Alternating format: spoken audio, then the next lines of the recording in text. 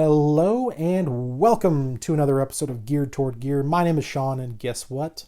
I'm so glad you're here. Today we're taking a look at a knife from Brous Blades, a knife that I never thought I would own a knife from Brous Blades. The story of how I came to own this is pretty crazy, and I will tell you that story here in just a moment. This is called the Insight, and before I forget, it's actually not designed by Jason Brous. It's designed by Dustin Turpin. It's based on one of Dustin's customs, and it was a collaboration with Brous Blades. So here's the box it comes in, a nice hard Brous Blades case here. We've got a certificate of authenticity that tells us that this is a semi-custom or like a mid-tech, and it was part of a 500-piece run. So it was a limited production, and it was made in November of 2015, which that is important because there's a lot about this knife and kind of that time period in the knife industry that I think is fascinating that I want to share with you. And then, of course, I want to share with you the story of how I came to own this knife. But first, let me just kind of tell you a bit about it. It's not going to be a traditional full review because although you can still buy one variation of this knife, they're pretty pricey, and it's not something you can just kind of go grab off the shelf. So I'm not going to go crazy in depth, but what we're looking at here is a knife that's made with titanium slab handles. The blade steel, believe it or not, is D2. It is a titanium frame lock with a stainless steel lock face insert. It's a flipper that functions phenomenally. A nice hollow ground drop point blade. It's about 7.75 inches overall, which is almost like perfect for me. 3-inch blade, and I love pretty much everything about this knife. I have two little nitpicks that I'll tell you about in just a second, but we'll just take a quick kind of closer look here, and then we'll get into some of the other stuff that I think is just really interesting about this knife and Brous Blades and some other cool information. So nice classic drop point blade here. It's got a little bit of a kind of light stone wash to it, which looks fantastic. You've got the Brous Blades logo right there on that flat. On the other side, we'll see Dustin Turpin's logo that we looked at a moment ago. So the blade, I think, is totally killer. D2 is the blade steel. You do have some jimping on the top of the spine, which is really not super functional. It's very shallow and very smooth. So that would be one small nitpick, is that I think they should have made it a little more aggressive, but it's a pretty substantial knife that really like locks in just really well, so I'm not too concerned about it, but that would be one small nitpick. The handle is titanium, and the titanium is stone washed. There is some milling, and it's just a very attractive handle in my opinion. It is a flipper, as you can see. The flipper is nice and smooth, everything's rounded over, very comfortable, great action. This runs on a proprietary ball bearing pivot system that Jason Brous developed. So it's got a super smooth action, and yeah, so it performs really well in that regard. It's got a stainless steel lock face insert, so the lockup is crazy on this knife. It's just it's almost like, I don't even want to really say it, but it's almost as solid of a lockup as like a Sebenza. It just, there's no movement. It won't move left or right, up and down. It's just a very solid lockup, but there's no lock stick. It just effortlessly disengages and closes up. So loving that. The pocket clip is another small nitpick, and that is that it's pretty shallow. There's not a lot of clearance for thicker material, but I don't personally wear super thick material, so it's not a concern of mine necessarily, but just something to point out. It carries relatively deep. You'll have about that much sticking out.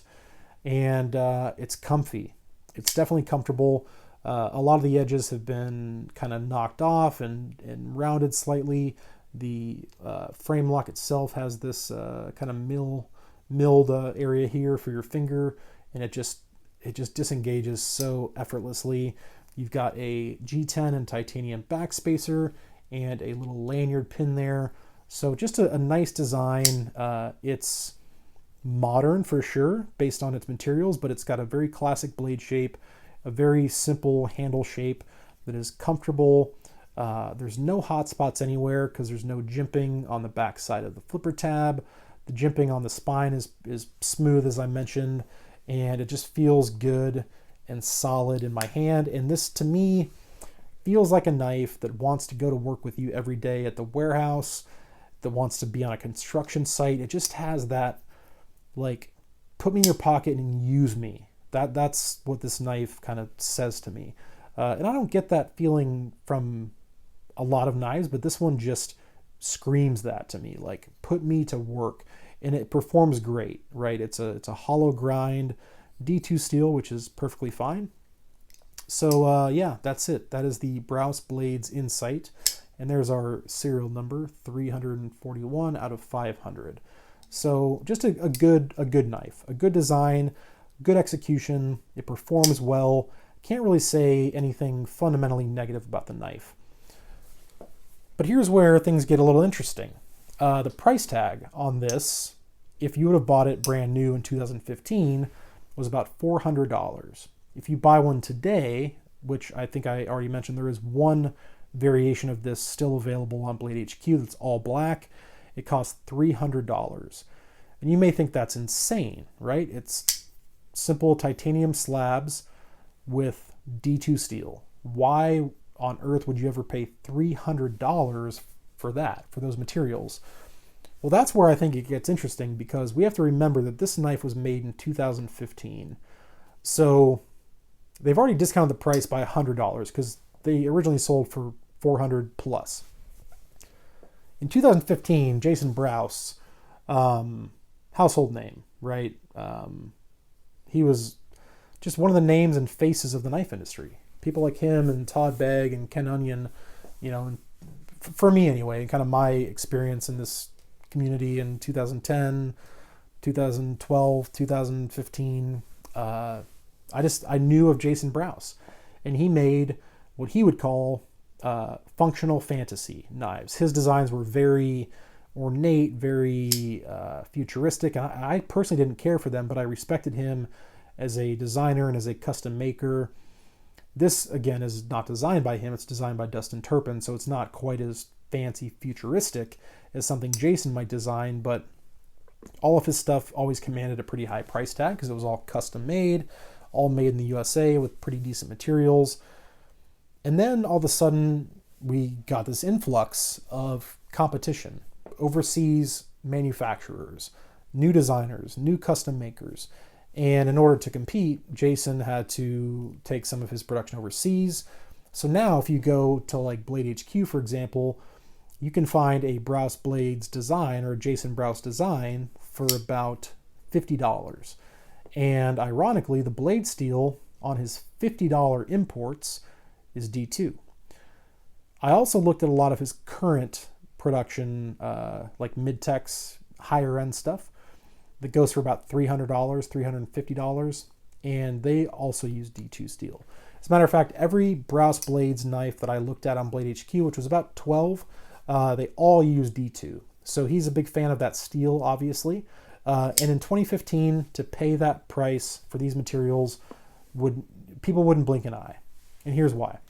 It's Jason Brous, and at the time he was at the top of his game. This is a semi-custom or a mid-tech. So all the finish work, the assembly, the final finishing, final sharpening was all done by Jason himself with his two hands. So semi-custom is going to raise the price regardless of materials, and it's a limited run. There's only 500 made, so that's also going to raise the price. So nobody would have blinked an eye to pay $400 for this knife when it was brand new. So I just think that's interesting that, you know, kind of where things have gone from 2015 to now, both just in the industry and with Brous Blades in particular. Because, you know, even something like D2 in 2015, D2, VG10, these were like sought after steels. We did have things, of course, like S30V and S35VN, but to have D2 or VG10 in the early 2010s and, you know, even 2015 was pretty cool. Nowadays we've got 204P and Maximet and Crewwear and 4V and M4 and all these other fancy super steels, And D2 is kind of like, it's just D2. You can get D2 on a $30 knife, but that wasn't the case in 2015. So there's just some, I don't know. I feel like it represents this knife when it was made and the actual maker. I think it just kind of represents a point in the knife industry, kind of a turning point, where we started seeing a lot more US-based companies and makers going overseas. We saw things priced at what we would currently consider outrageous prices, but really for the time they were totally fair. And I just think that's interesting. So that is the Brous Blades insight. So how did I come to own this? A friend of the channel, a subscriber and a friend, his name's Rick, he sent me a message one day and said, "Hey, Sean, have you ever handled a Brous Blades knife?" And I said, "No, I have not." He said, "Would you like to?" And he sent me a picture of it, I think, and I said, "Yeah, I'd love to take, check it out, review it." He said, "Cool, I'll send it to you, you can review it, and when you're done, you can send it back." So he sends it out to me, and after about a week, I had been using it and carrying it and testing it, and he asked me kind of what I thought about it. This was about a month ago. I've had this for about a month, a little more. And he said, "How are you liking the insight?" I said, "It's great." And I, kind of the things I just told you, like it's a fairly classic design. It's a little modern, of course, but it's a basic drop point. It's comfortable. It performs really well. It's just a good, usable knife, and I love it. So I told him, I was like, "Yeah, it's great." And so he said, "Cool, when you're done with it, send it to some other people to review if you would like to, and then once they're done, have them send it back to you, and you keep it." And I, like, intellectually, my brain didn't process what he said initially, and I was confused. I was like, what do you mean?" And I may have even said something to that effect, like, I don't get it. What do you mean? And he essentially spelled it out for me and said, "The knife now belongs to you." And I thought he must have been drunk to just give me a knife that was a semi-custom limited production Brous Blades knife that is worth some amount of money. And I refused initially. I couldn't wrap my mind again around the idea of accepting a gift of this magnitude. And I actually sought counsel from a couple of my good buddies, people you probably know, and was like, I don't know what to do. Like, I truly don't know what to do, because I was overcome with like humility and gratitude and all these things, but I was like, I can't. Like, no, there's no way I can accept this. But after talking to Rick more and talking to my friends, it became clear to me at a certain point that I needed to and was going to accept this gift. And for that, I could not be more grateful. It'll never, ever leave my collection. And anything I receive as a gift will never leave my collection. I have a Ganzo, is it a G704 that my friend Stuart sent me? It'll never leave. That thing's a tank, by the way. It'll never leave, and this is no exception. This will never leave my collection. It means a lot that Rick would, that he would trust me with his knife, but then also feel compelled to offer this as a gift for me to keep as a part of my permanent collection.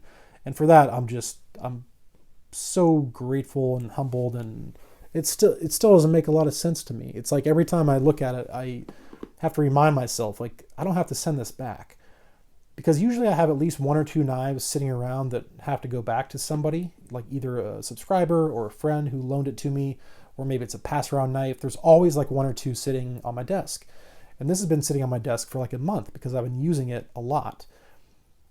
And sometimes I have to remind myself when I look at it, like, this isn't going back. Like, this is my knife. Now, I'm going to offer it up to a number of other people if they would like to review it. But yeah, just an incredible act of kindness and generosity and gift giving on the part of Rick. And I'm just honored, and I feel like now I am the steward of this knife, and I'll definitely take good care of it and keep it forever. So that's the story of how I came to own the knife. It is a great knife, just as far as knives are concerned. And yeah, I just think the time frame when this was made, the materials, the cost, and kind of what was happening in the industry at the time, I just think kind of make for an interesting backdrop. So hopefully you found this in some way interesting. I know it was a little long-winded probably. And to be completely honest with you, time, right? The time that anybody spends watching any of my videos is valuable. For me, time is more valuable than money. It's more valuable than knives. And the fact that anybody would spend any of your very, very valuable and precious time watching my videos, that in and of itself is a gift.